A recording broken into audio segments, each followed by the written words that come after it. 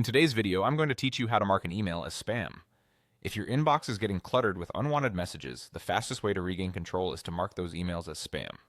Doing this not only moves them out of sight, it also trains your email service to catch similar messages automatically in the future. And the best part is, you don't have to open anything suspicious to take action. Start right from your inbox. Find the message or messages you don't want.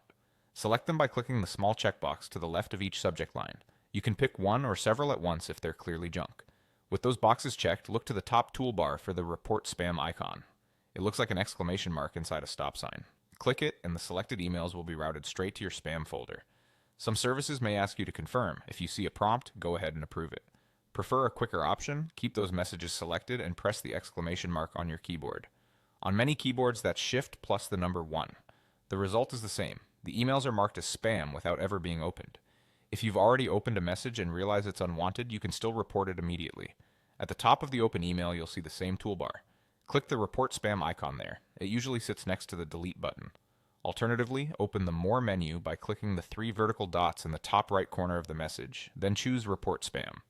This is helpful when you want to double-check the content before deciding. After you report spam, your email provider uses that signal to improve filtering, so similar messages are more likely to be caught automatically.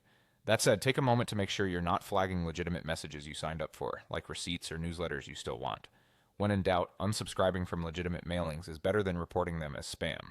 Also, avoid clicking links or downloading attachments from suspicious emails. Reporting them from the inbox view is the safest route.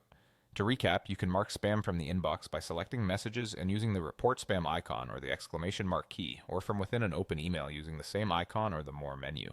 Use whichever is faster for you, and keep your inbox focused on what actually matters.